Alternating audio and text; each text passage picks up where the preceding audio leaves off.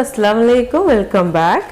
നമ്മൾ ഇന്ന് ഫ്രൈഡ് റൈസിന്റെ റെസിപ്പിയാണ് കേട്ടോ ചെയ്യുന്നത്. വളരെ ഈസി ആയിട്ട് ആർക്കും ചെയ്യാൻ പറ്റുന്ന രീതിയിൽ വളരെ പെട്ടെന്ന് ചെയ്തെടുക്കാൻ പറ്റുന്ന നല്ലൊരു അടിപൊളി റെസിപ്പിയാണ് നമ്മൾ ഇന്ന് ഷെയർ ചെയ്യുന്നത്.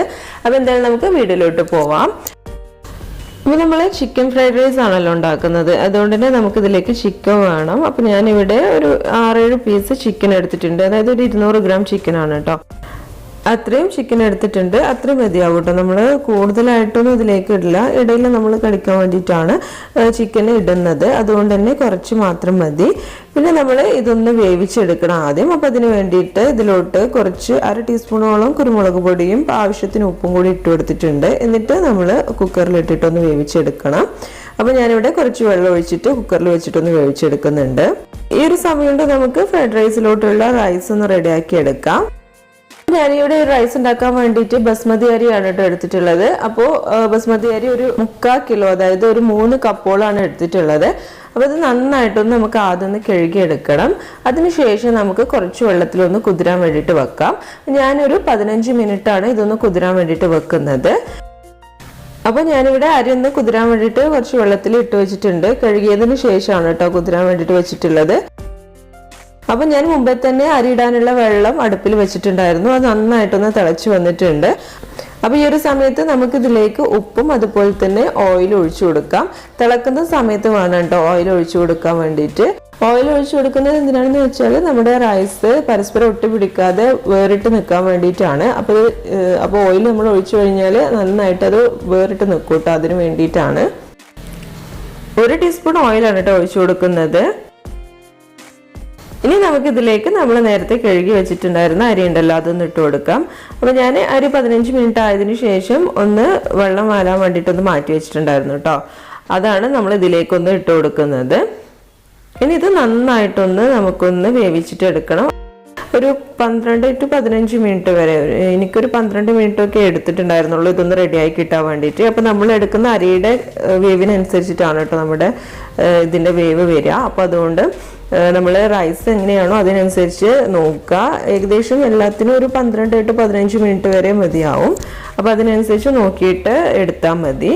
അപ്പോൾ ഞാനൊരു 12 മിനിറ്റിന് ശേഷം ഒന്ന് എടുത്ത് നോക്കിയ സമയത്ത് നന്നായിട്ടൊന്ന് വെന്തിട്ടുണ്ടായിരുന്നു. ഞാനതൊന്ന് ഊറ്റിയെടുത്തിട്ടുണ്ട്.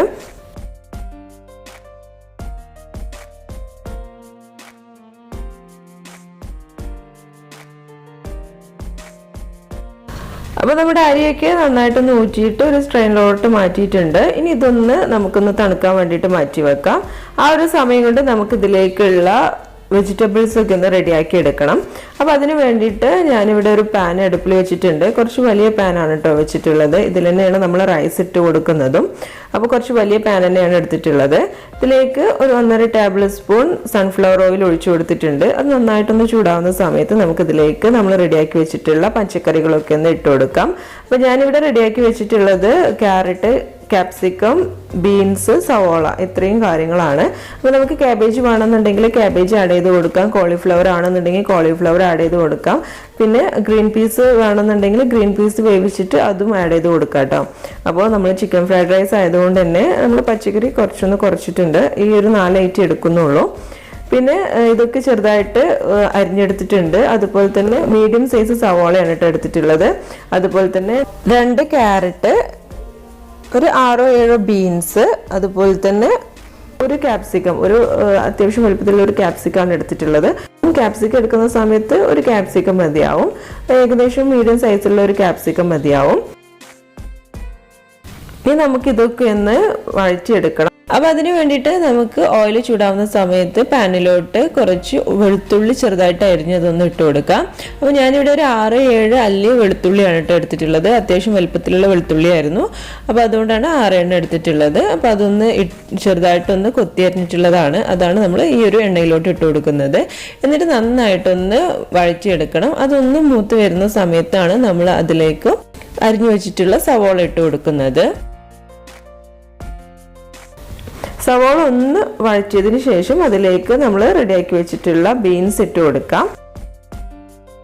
അതൊന്ന് ഇളക്കി യോജിപ്പിച്ചതിന് ശേഷം നമുക്കിതിലേക്ക് ക്യാപ്സിക്കവും അതുപോലെ തന്നെ ക്യാരറ്റും ഇട്ട് കൊടുക്കാം. ഇനി ഇതെല്ലാം കൂടി ഒന്ന് നന്നായിട്ടൊന്ന് വഴറ്റിയെടുക്കണം. ഈ ഒരു സമയത്തിന് ഇതിലേക്ക് ആവശ്യമായിട്ടുള്ള ഉപ്പ് കൂടി ഇട്ട് കൊടുക്കുന്നുണ്ട് കേട്ടോ. അതിനുശേഷം നമുക്കിതൊന്ന് മൂടി വെച്ചിട്ട് ഒരു 2 മിനിറ്റോളം ഒന്ന് വഴറ്റിയെടുക്കാം.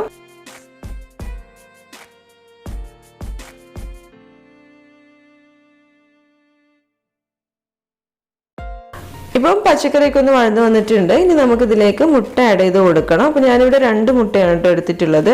ഇനി നമുക്ക് ഈ ഒരു മുട്ട നന്നായിട്ടൊന്ന് ചിക്കി എടുക്കണം. ഈ ഒരു പാനിൽ തന്നെയാണ് മുട്ട ചിക്കി എടുക്കുന്നത് കേട്ടോ. അപ്പോൾ അതിന് വേണ്ടിയിട്ട് 2 മുട്ട ഒന്ന് പൊട്ടിച്ചിട്ട് പാനിലോട്ട് ഒഴിച്ചു കൊടുത്തിട്ടുണ്ട്. അപ്പോൾ നമ്മൾ പച്ചക്കറി ഒരു സൈഡിലോട്ട് മാറ്റിയിട്ടാണ് മുട്ട ചിക്കി എടുക്കുന്നത്. ഇപ്പോൾ മുട്ട ഇവിടെ റെഡി ആയിട്ടുണ്ട്. ഇനി പച്ചക്കറിയും മുട്ടയും കൂടി ഒന്ന് മിക്സ് ചെയ്തെടുക്കണം.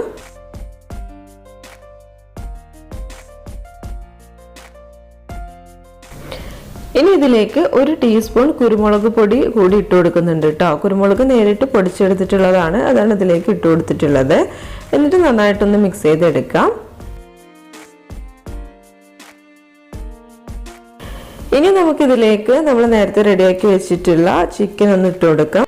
അപ്പോൾ അതൊന്ന് വേവിച്ചെടുത്തതിന് ശേഷം അതിലുള്ള വെള്ളമൊക്കെ നന്നായിട്ടൊന്ന് കളഞ്ഞതിന് ശേഷം ചെറുതായിട്ടൊന്ന് പീസാക്കി കട്ട് ചെയ്തെടുത്തിട്ടുള്ളതാണ്. അപ്പോൾ പിച്ചി എടുത്തിട്ടുള്ളതാണ് കേട്ടോ. പേസ്റ്റാക്കി എടുക്കരുത്, പിച്ചി എടുക്കുക. കൈ കൊണ്ട് ചെറിയ ചെറിയ പീസാക്കി എടുത്താൽ മതി. എങ്കിലേ നമുക്ക് ആ ഒരു ചിക്കൻ്റെ പീസസ് റൈസ് കഴിക്കുന്ന സമയത്ത് കടിക്കാൻ കിട്ടുള്ളൂ. അപ്പോൾ ഈ ഒരു വലുപ്പത്തിൽ ചെയ്തെടുത്താൽ മതി. എന്നിട്ട് നമ്മൾ ഇത് നമ്മുടെ വെജിറ്റബിളിൻ്റെ കൂട്ടിലോട്ടൊന്ന് ഇട്ടിട്ട് നന്നായിട്ടൊന്ന് മിക്സ് ചെയ്തെടുക്കാം. അപ്പോൾ ഈ ഒരു സമയത്ത് സോയാ സോസ് ഉണ്ടെന്നുണ്ടെങ്കിൽ അത് 1 ടീസ്പൂൺ കൂടി ആഡ് ചെയ്ത് കൊടുക്കുക കേട്ടോ. സാധാരണയായി ഫ്രൈഡ് റൈസിലോട്ട് സോയാ സോസ് ആഡ് ചെയ്ത് കൊടുക്കുന്നതാണ്. അപ്പോൾ ഞാൻ ഇവിടെ ആഡ് ചെയ്ത് കൊടുക്കുന്നില്ല. അപ്പോൾ എല്ലാ വീട്ടിലും സോയാ സോസ് ഉണ്ടായിക്കൊള്ളണം എന്നില്ലല്ലോ. അപ്പോൾ നമുക്ക് അതില്ലാതെയും ഉണ്ടാക്കാം. അപ്പോൾ നല്ല ടേസ്റ്റ് തന്നെയാണ് കേട്ടോ. അതില്ലാന്നുണ്ടെങ്കിൽ ടേസ്റ്റിന് ഒരു മാറ്റം വരുന്നില്ല. ഇപ്പൊ നമ്മുടെ ഫ്രൈഡ് റൈസിലോട്ടുള്ള വെജിറ്റബിൾ ഇവിടെ റെഡി ആയിട്ടുണ്ട്. ഇനി നമുക്ക് നമ്മൾ നേരത്തെ റെഡിയാക്കി വെച്ചിട്ടുള്ള റൈസ് ഉണ്ടല്ലോ, അതൊന്ന് ഇതിലേക്ക് ഇട്ട് കൊടുക്കാം. ഇനി ഇതെല്ലാം കൂടി നന്നായിട്ടൊന്ന് മിക്സ് ചെയ്തെടുക്കണം. എന്നിട്ട് നമുക്ക് ഈ ഒരു റൈസ് ഒന്ന് ഈ ഒരു ചട്ടിയിൽ ഇട്ടൊന്ന് ഫ്രൈ ചെയ്തെടുക്കണം കേട്ടോ. അത് നമ്മുടെ ഇഷ്ടമാണ് എത്രത്തോളം ആണെന്നുള്ളത്. നന്നായിട്ട് കുറച്ചൊന്ന് ഡ്രൈ ആക്കി എടുക്കണം. അത്രയും ആയാലാണ് നമ്മുടെ ഫ്രൈഡ് റൈസ് റെഡി ആവുക. ഈ ഒരു റൈസിലോട്ട് നമുക്ക് സൈഡ് ഡിഷ് ആയിട്ട് ചില്ലി ചിക്കൻ, അതുപോലെ തന്നെ ഗോബി മഞ്ചൂരിയൻ, ചിക്കൻ മഞ്ചൂരിയൻ ഇതൊക്കെ ഉണ്ടാക്കാൻ പറ്റും.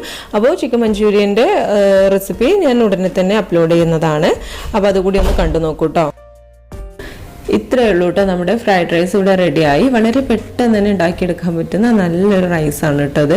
നമ്മൾ ഗസ്റ്റൊക്കെ വരുന്ന സമയത്ത് എന്തുണ്ടാക്കും എന്നുള്ള ആലോചിച്ച് നിൽക്കാതെ പെട്ടെന്ന് തന്നെ റെഡിയാക്കാൻ പറ്റുന്ന നല്ലൊരു റെസിപ്പിയാണ്. അപ്പോൾ എല്ലാവരും ഫ്രൈഡ് റൈസ് ഇതുവരെ ട്രൈ ചെയ്ത് നോക്കിയിട്ടില്ല എന്നുണ്ടെങ്കിൽ ഒന്ന് ട്രൈ ചെയ്ത് നോക്കുക. നിങ്ങൾക്ക് എല്ലാവർക്കും ഈ ഒരു വീഡിയോ ഇഷ്ടമായിട്ടുണ്ടെന്ന് കരുതുന്നു. നിങ്ങൾക്ക് ഇഷ്ടമായിട്ടുണ്ടെങ്കിൽ ലൈക്ക് ചെയ്യാനും ഷെയർ ചെയ്യാനും മറക്കരുത് കേട്ടോ. താങ്ക്